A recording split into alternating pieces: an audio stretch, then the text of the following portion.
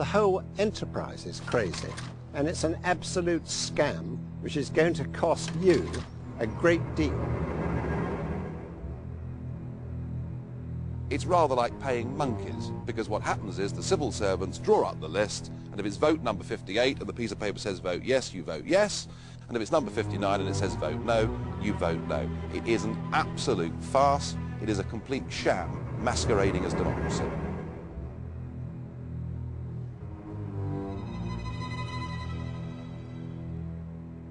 You should not be mistaken. It's very, very strong forces are working towards this federal state.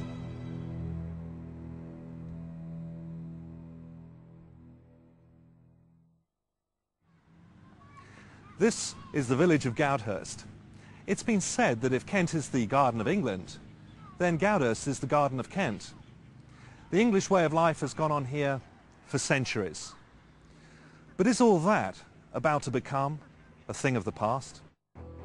In 1996, chairman of the British Referendum Party, Sir James Goldsmith, circulated copies of a short film documentary to millions of households across the country.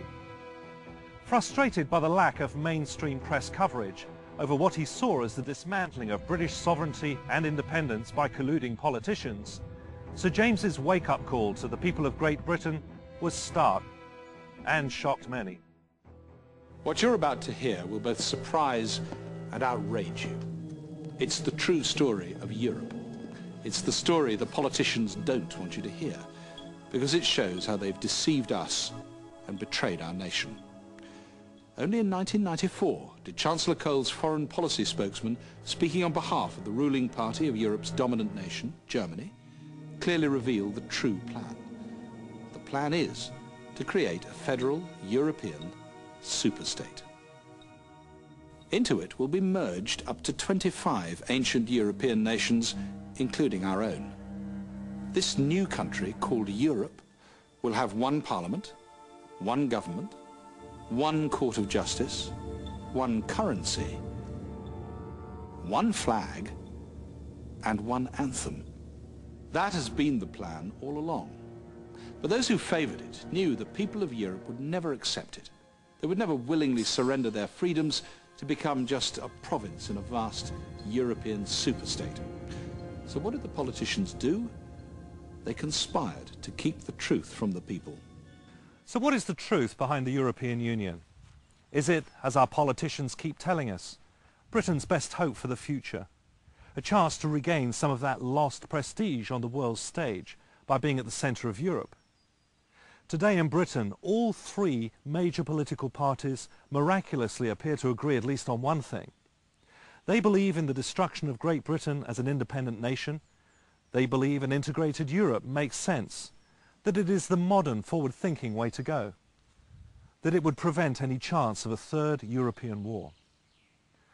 Unfortunately, nothing could be further from the truth.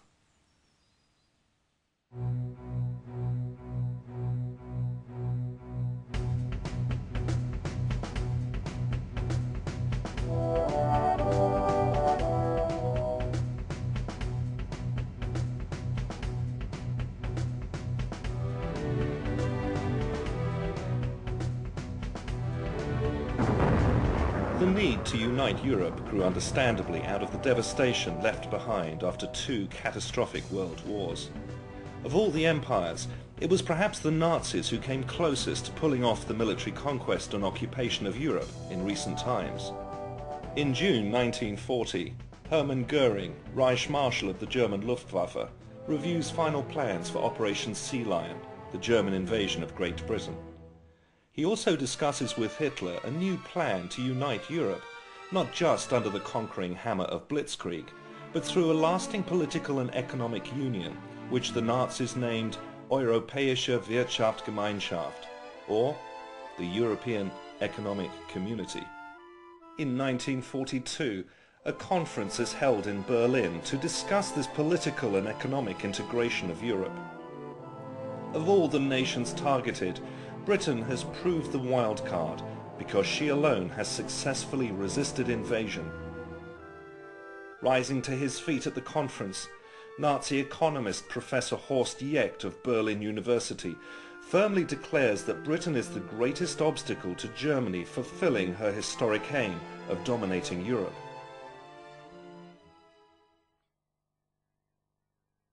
Winston Churchill also believed Britain had an incompatible destiny with that of the continent.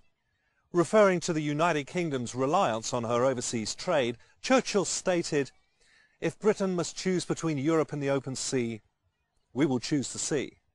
Both Churchill and Jecht were independently remarking on the same phenomenon Napoleon had noticed 150 years before, that Great Britain was a global trading power, and the nations of Europe weren't. According to the Nazis, Great Britain's awesome maritime capability was beggaring Europe because it was drawing trade away from the continent. If Britain could be conquered militarily or economically, broken up once and for all as a significant economic and political entity, the spoils of all her trade and wealth would go to whoever ran the new European empire. Few in Berlin were in any doubt about who would do the running. But the tide of war turned against Germany. In 1944, a meeting was held at the Hotel Rotas House in Strasbourg between officials of the Nazi government and German industrialists.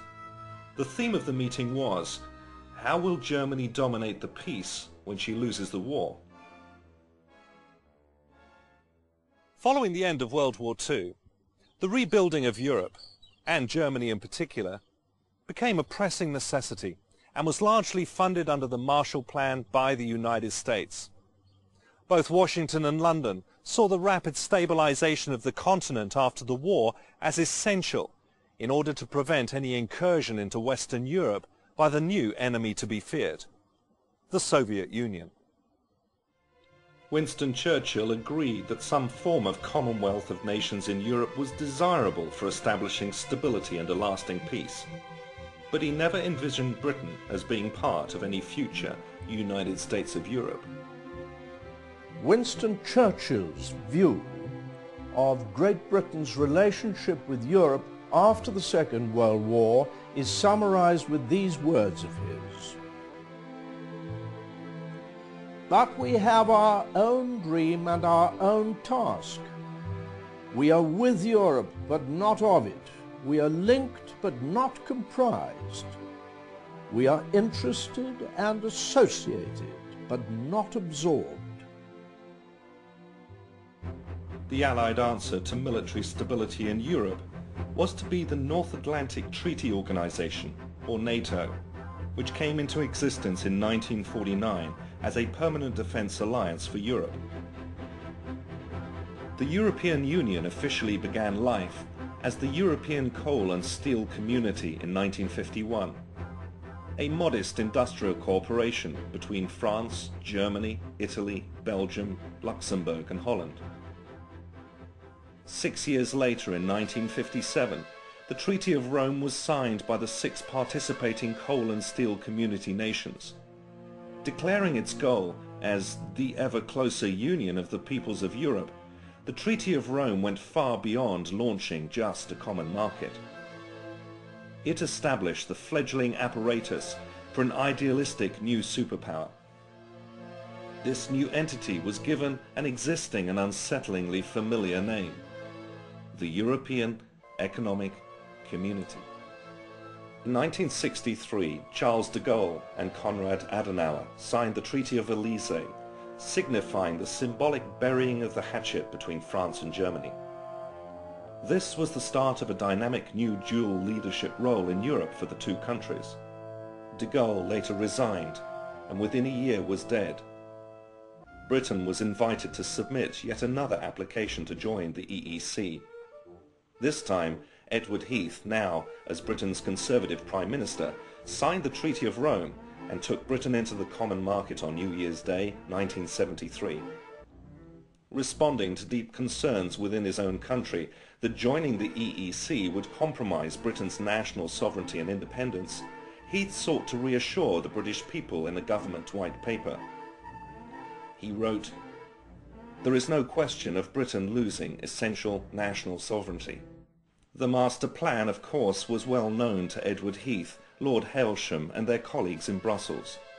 It was the eventual creation of a new European superstate out of 25 existing nations in Europe and Scandinavia, and Britain was going to be part of it. From 1973 onwards, the slow but consistent transfer of power from Westminster to Brussels through successive treaties our own politicians signed became known as the acquis communautaire.